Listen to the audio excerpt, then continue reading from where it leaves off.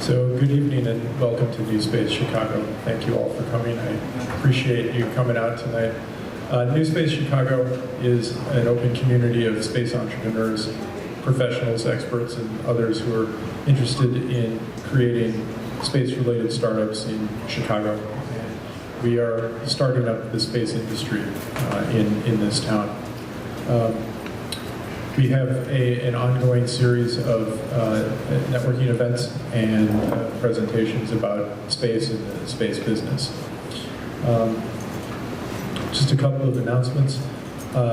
First of all, a shout out to our sponsors this evening. First of all, Metropolitan Brewing has provided the beer this evening, so thanks to them. And secondly, a shout out to MHub, which has provided this wonderful space. Bill Fainup, who is the managing director, would like to say a few words about MHub. Thank you, David. Welcome everyone to MHub. I just want to spend a couple of moments to tell you where you are. We're a manufacturing innovation hub, and we help entrepreneurs in industry build and manufacture physical products. We're relatively new. We've opened up about 9 months ago. We got 63,000 square feet here. So behind these walls, there's 10 different shops and labs with different prototyping tools. We have a full SMT line, 3D printing lab, metal welding capabilities. So I don't want to take more of your time, but just wanted to make you aware of where you are today. Thanks. Thanks, Bill. So as part of our mission to encourage the space industry, NewSpace Chicago has formed a partnership with the Edison Innovation Awards, very prestigious awards that are focused on supporting and encouraging innovation. And we have developed a new category called the Edison Space Awards, focused on innovation in the space industry, and in particular focusing on sort of the Space 2.0 kinds of new startups. And so we are looking for nominations of innovative products or services in the space area. And it doesn't have to be a launch vehicle, it could be a space-related technology as well. So if you are aware of somebody who has an innovative product or service or company in the space industry, let us know. We'd like to nominate them, and the deadline for nominations is coming up real soon, November 17th. So the sooner you act, the better. So our speaker this evening is Dan Lopez. And he is an innovative entrepreneur and architect who has advised a wide variety of web-centric businesses and brands by lending his creative, strategic, and technological vision. His leadership and technology experience spans over 15 years. He is the founder and CEO of OrbitMuse, a FinTech and Accelerator for the NewSpace startup community. He's a seasoned startup and open source veteran with domain expertise in federal, defense, and intelligence, big data, and consumer web. So without further ado, I would like to introduce Dan.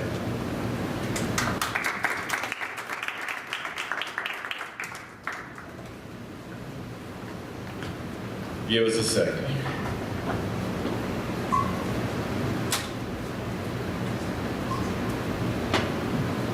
While we get set up here, show of hands. Who's in a startup? Raise your hand. Okay. Who wants to be in a startup? Idiots. Who wants to be in aerospace and defense or NewSpace? Raise your hand. You came to the right place. Okay. So we're not starting from scratch. We're starting with something here. Who here has seen a space launch? Raise your hand. What was that space launch? Yeah, you. Yeah, stand up. What was that space launch? Was it the space shuttle? Was it SpaceX? What did you witness? It's SpaceX. SpaceX. It's pretty cool, isn't it? I think everyone here has some affinity towards space. Everyone. Your brother, your mother, your cousin, your high school teacher, some guy on the street. It impacts our humanity.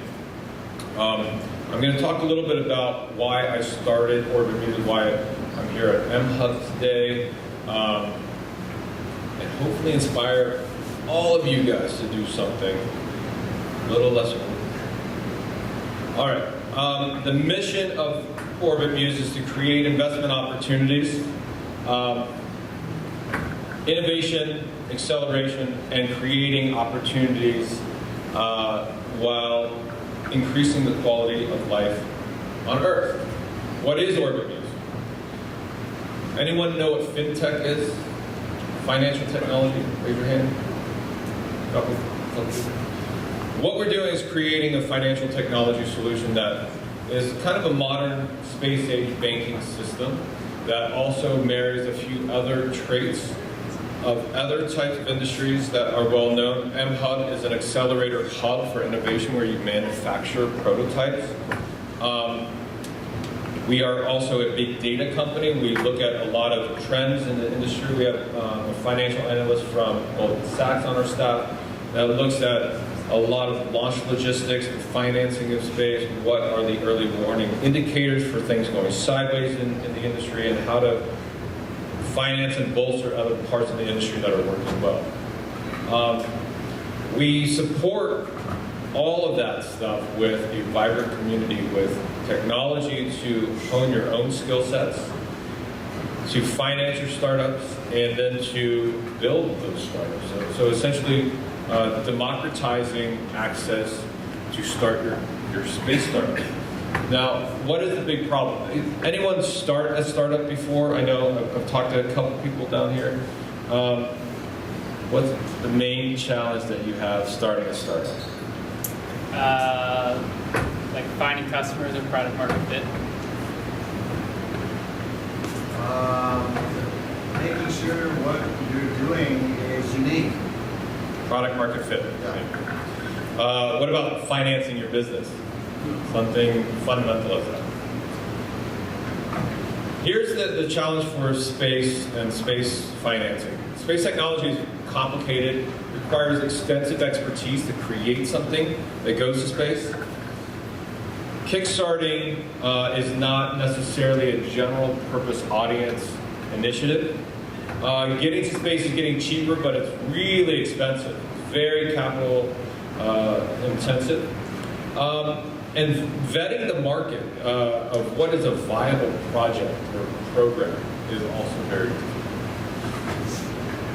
Here's some numbers here. If you would go to Kickstarter, Indiegogo, any of these types of crowdfunding sites out there, don't go to GoFundMe, but the ones that are out there that are for project-based work here, there's a high interest in technology, but a very low conversion rate of successful projects that have actually crowdfunded.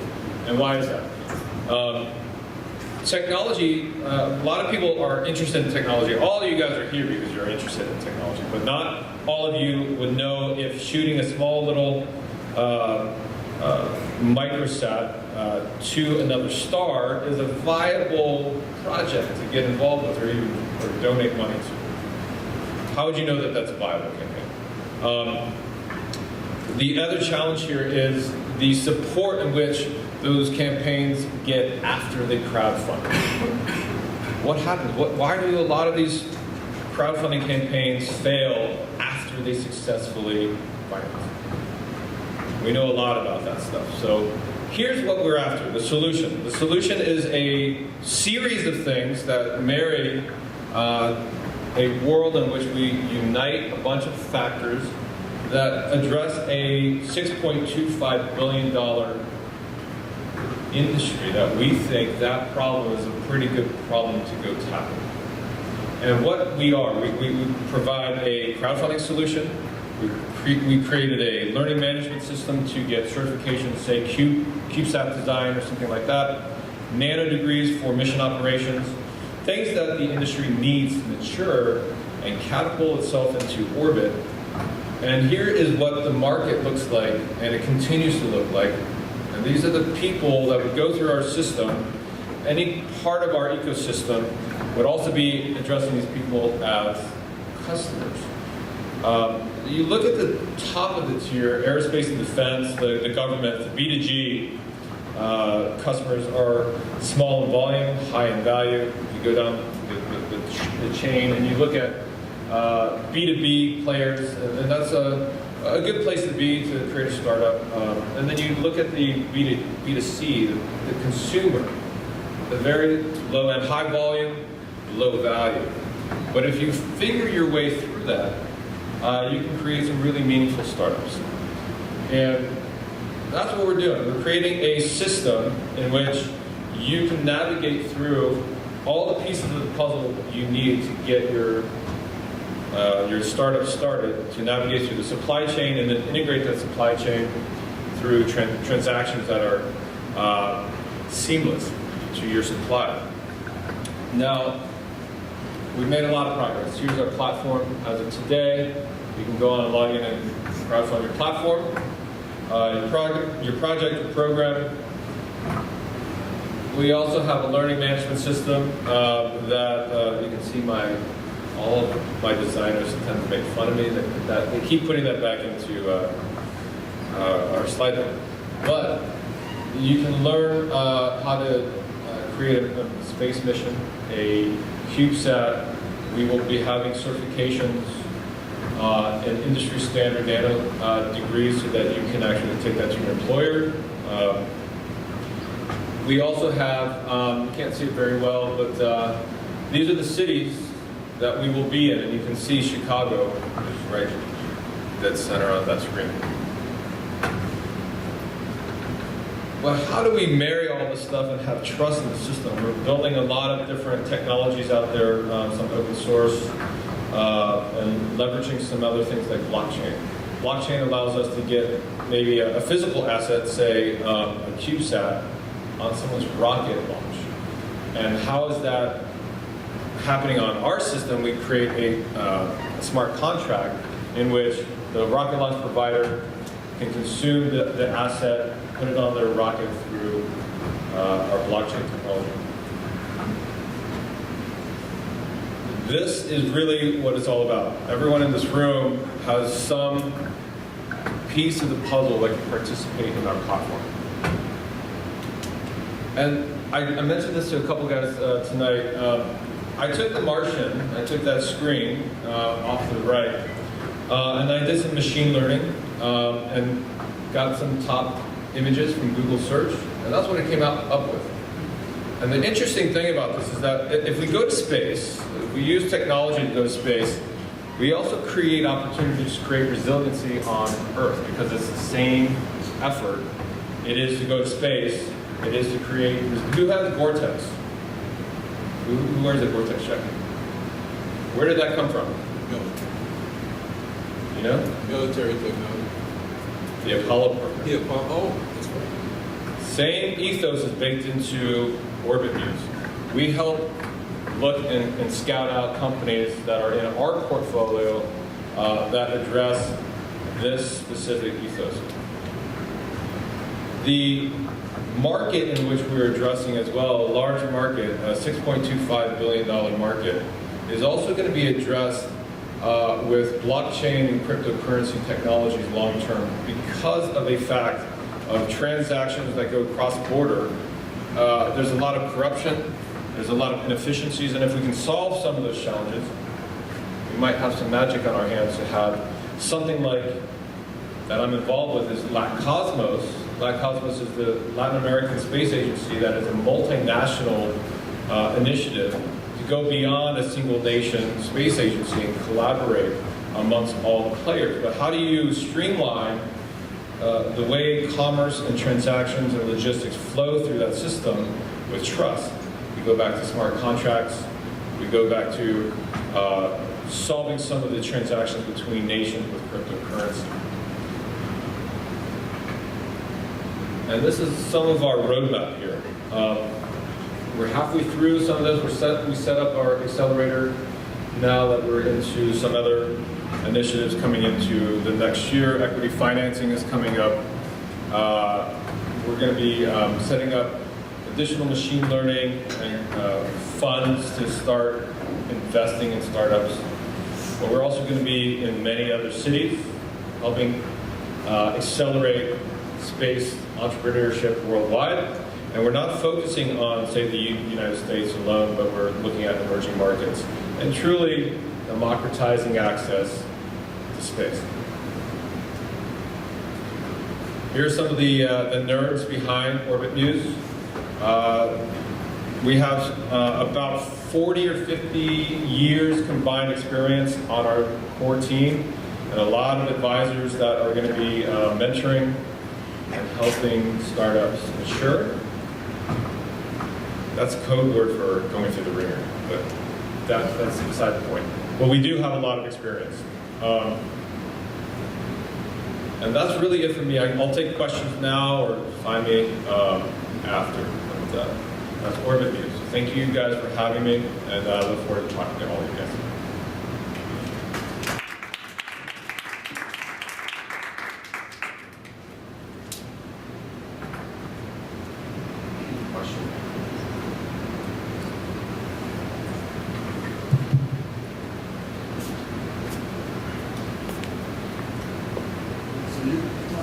There's a microphone up here. I'm gonna hijack your space. Yeah. So Chicago's not in the map there. How does Chicago fit into the master plan? What you put together? Let's look at the mechanics of Chicago. Chicago has an enormous capacity for university and academia here. M-Hub is a great example of a manufacturing hub that is not specifically tailored for space. It needs a few tweaks, and we're off to the races. Around the world, we have the very same mechanics. And Chicago is a great blueprint of one of the cities that is stable, has a great, vibrant startup community, but has a high interest in space development, but needs a little bit of tweaking, and we're off to the races. That's why Chicago. Yeah. So I know you started off this conversation, this is kind of tall, but I know how you started this conversation saying that, crowdfunding ultimately a lot of people aren't successful after they made their finances. Knowing that that's part of your year one plan, how do you develop trust and know that, year 2, 3, and 4 after that are kind of going to build upon that?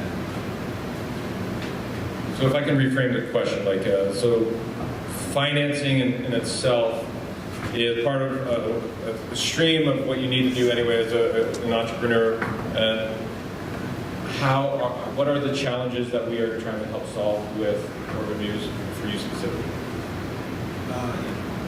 Yes. Crowdfunding in itself may not solve your problem, especially from donation-backed and SEC regulated stuff. Not to get into the details, but if we're looking at anything below $1 million, that's kind of where our sweet spot is for the donation-backed kind of financing. That won't build a rocket for you, but it will do stuff that gets you out the door on your own accord, that's doing a few things for you, that if you are able to do that, and you buy trust within a community of interest that you have crafted, you have solidified your customer base maybe, that's much better than going into direct debt financing or VC financing if it's the right thing for your business model. If you're trying to build a new type of rocket or propulsion delivery or something like that, I would say that you have to gauge those things. And part of our accelerator program is to help you craft the right trajectory for you. So if it's a combination of crowdfunding to get you out to your first things, you don't have to deal with an SBIR, or that you have been bleeding out of your eyeballs dealing with SBIRs and you want to crowdfund, that's typically what we help you craft. And then that message, the combined message, is what we help you go to market with. We have this cap table. This cap table looks healthy. Hey, venture capitalists, help me get to the next phase of my life. That's why we created the kind of a 360 approach to financing. Hopefully that answers. It's good in there.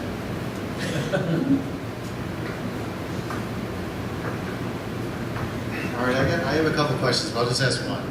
How fragmented is the market right now, and how incestuous is it all? Space industry market? Yeah.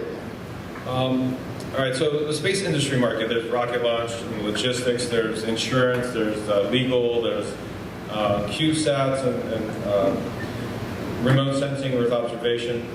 let's take Earth observation because that's kind of a sweet spot of my yesteryear, of my recent yesteryear. Earth observation alone is a fragmented market. If you look at how the mechanics and the economics of Earth observation, it's in itself fragmented, and the customers that you address are fragmented. But if you start creating solutions that unify the supply from upstream to downstream, like if you are creating a CubeSat with a specific sensor suite that then creates analytics, those analytics solve a specific supply chain issue within fleet management or something like that, you're wanting to create a fleet management logistics solution. And people don't care about your CubeSat or your constellation or whatever it might be. Because if you do message the market that you're creating a constellation, then you're just what I call a yak. Yet another constellation. There's many of those, there's no differentiator, and the way in which you address your market becomes so many permutations of what you could be addressing, and you never quite get past the marketing messages.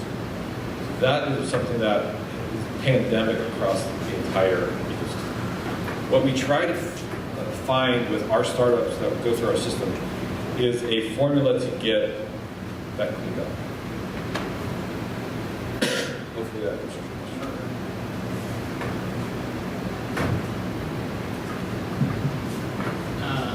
So I think my question is, me personally, I have more experience in kind of the web technology industry, and I think that in general it's been exciting to see how quickly startups can see success and traction. And I guess I'm curious, a lot of the sort of methodologies, at least from a label, seem to kind of match that industry, but my sense of it from afar is that the timeline for a startup to see success, in the space industry would be, I don't know how much longer, but a lot longer. From an accelerator concept, like, a lot of the ones I've seen in web technologies are 3 months or something to that effect. Like, do you guys see, in the context of your platform and kind of ecosystem, a little bit more like, hey, we'll maybe stick with you for, I don't know, like a year or something, or a little bit longer, just because the time scales just aren't quite as fast, in a more hardware. Number 3, the time scales are protracted. Yeah. I would say that, the time scales for space is just protracted. What we try to do is address the time scales with not trying to solve for the 20%. You want to solve for a general swath of what you're trying to do within the mechanics of how you've engineered to iterate. Because if you shoot up a monolithic thing, whatever that monolithic thing is, and you're firing off once, it better work. It's better to maybe shoot up a bunch of things many times. We've seen that proven out in the market, but it's starting to become a philosophy that's from agile development or whatever web technology kind of engineering has helped us iterate. It's okay to break things within reason. You don't want to be creating space junk because you get fined for that, but there's a lot of other ways to look at iterating through your business challenges, and that also gives you the opportunity to cull things that don't work. And that's important too, because in 3 or 4 years the market's changed, and that's when you're in space. So many space programs still are about 3 to 5 years to get up to space. If you are faster than that, then you really either have something almost ready or that you really know what you're doing. But I don't think most people can engineer that fast. Get on a rocket and go up. So it's about that 3 to 5 year engineering cycle that if you're able to iterate faster to get things out the door, I advise every single time. So are you vetting the projects to get up on OrbitMuse? Like how much do you, or what's the process there? We can't vet them ourselves because that would remove our indemnification clauses, but and our scalability is that would be some challenges. If they are just outright fraudulent, we review all of them, but we cannot vet them. We also have partnered with 2 or 3 other organizations to do voluntary style vetting. So there's 3 NGOs that will do that for us. So if it's astrobiology or astrophysics, there's an organization that we all know out there, searches for extraterrestrials that may do some of that work for us from an advisory standpoint. Dream Up is another organization that does a lot of other STEM outreach, and they would do some science vetting because their parent holding company is the holding company of NanoRats, who also shoots stuff up to space. So they can actually look at your engineering and say, yes, that will work with the International Space Station.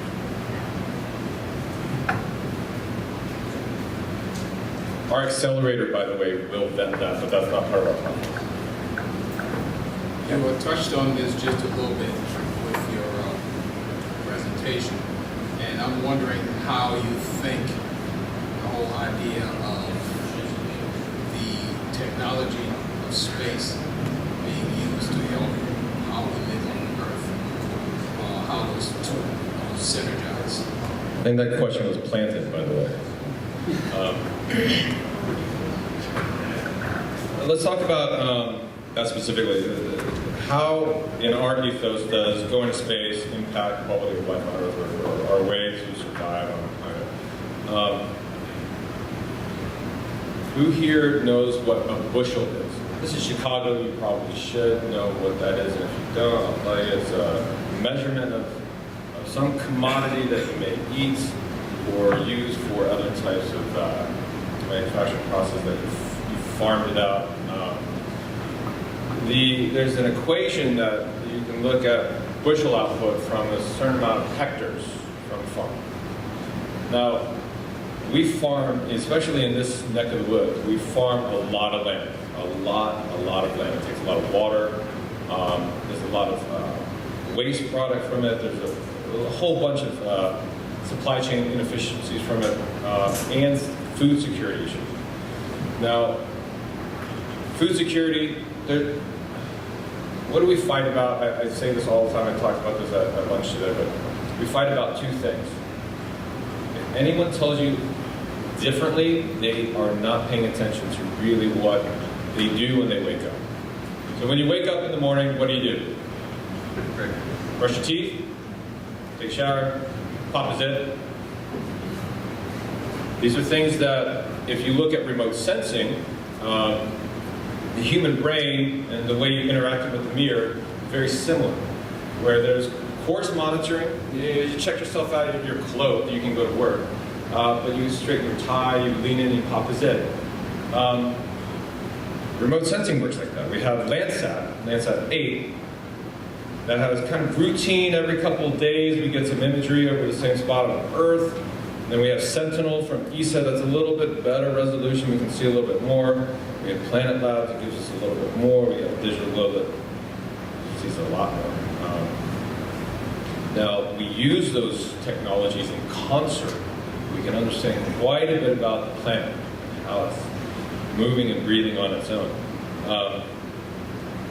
When I look at space technologies, to answer your question, we also look at food security and water security. People fight about 2 things only: food and water. You wake up, you also have to eat. You could do drugs, but you can't go do drugs without having eaten anything for very long. So you fight about food and water and land rights around food and water.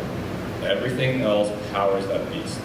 And when we look at space technologies, and understanding the fundamentals of how the Earth moves and breathes, that is better understood with remote sensing. And with remote sensing, we have all these new technologies of how to exploit that data. That data then can be used in ongoing analytics, and now we have a way to predict conflict. That'll tickle your noodle for a little while. Because that is what I'm after. Is that we use technologies that when we go to space, we create a better way of understanding our planet and quality of life. That's just one example.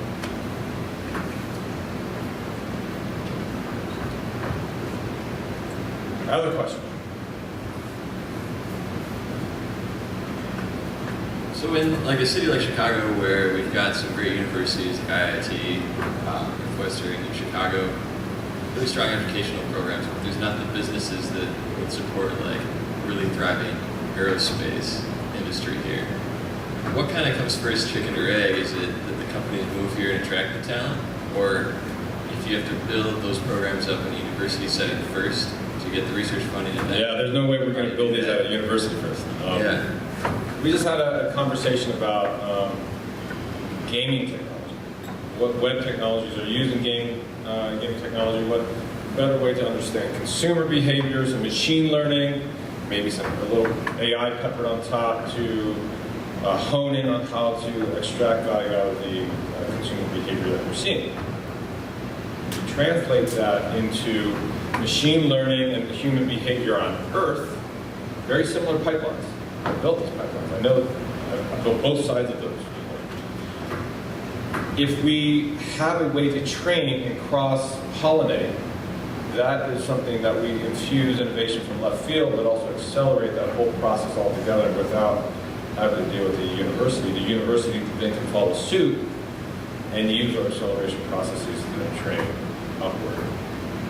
That organically grown from a university is from a yes. That's why I'm here to do that stuff. And not just this city, but in Lisbon, Malaga, Quito, Sydney, onward.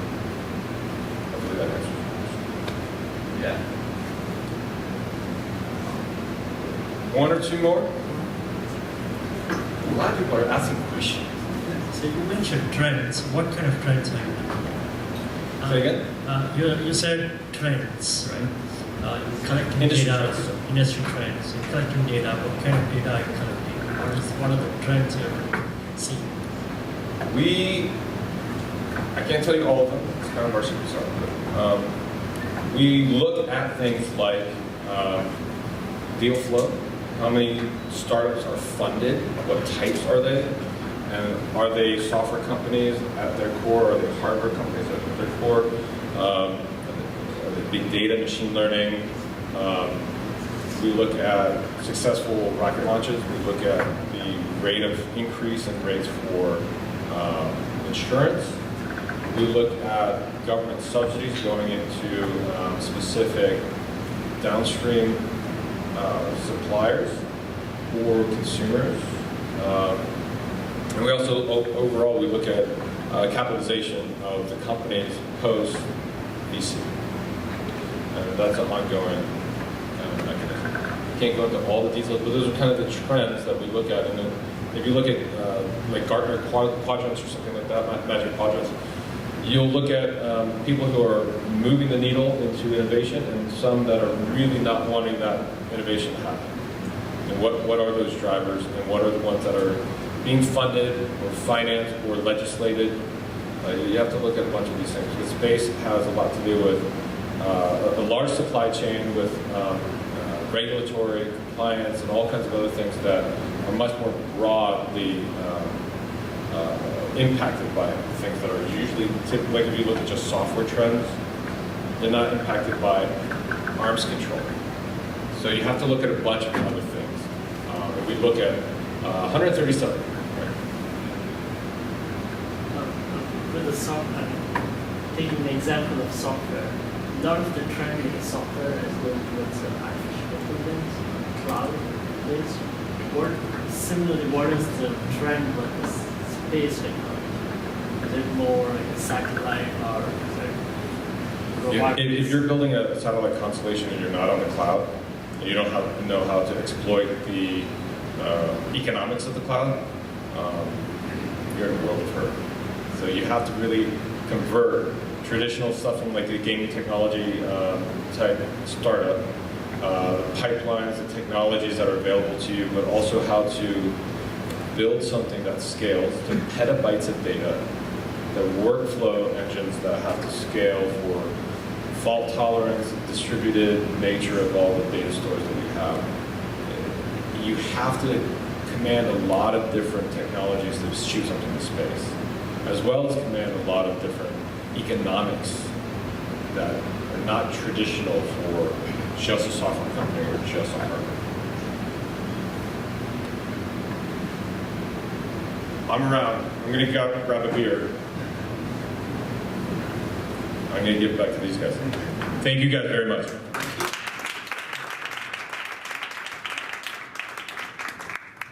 Thank you, Dan. Let's have another hand for Dan.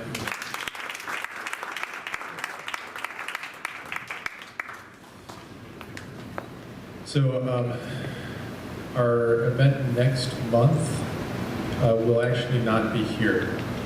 We have managed to arrange an event that will happen at the same time and at the same place as Adler After Dark. So if you guys are familiar with that, this is the 21 and over event that happens at the planetarium on a monthly basis. So this will be December 21st rather than our normal second Thursday. It's the third Thursday. And I will be presenting during that event. So everyone is invited to come to the Adler After Dark next month.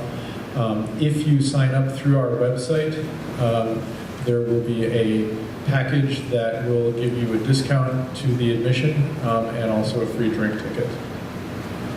So I encourage you all to come to that. So that will sort of be our holiday party in lieu of a normal event here. So that's the question. Oh, just wanted to note, this sells out very fast in advance. You're probably going to want to make sure everybody knows to do it early. Yeah, ticket sales have not opened for that yet. They will open next week. And the announcement for this will be going up on our website in the next couple of days as we have that sorted out. So yes, it does sell out very quickly, so please sign up. We basically have a group package deal, so if we get 14 people or more to sign up, we get the discount and the free drink ticket and so forth, so please do that. The second announcement, I'm very excited. This is a pre-announcement actually because we don't have all the details worked out, but I'm very excited to announce that one of the reasons why Dan is here is because we are working out a collaboration between NewSpace Chicago and OrbitMuse and mHub to create an incubator focused on space startups that will take advantage of all of the features provided by OrbitMuse to be co-located here at mHub, actually. And I've been calling it Space Hub. So the details of this will be coming out probably over the next month or so as we work it out. But this is a very exciting development. I'm looking forward to encouraging the space ecosystem in Chicago and seeing more space-related startups. So again, thank you all for coming out. You're welcome to hang out and have a beer and continue the conversation. Dan is going to be around, and I'll be here. Thank you very much.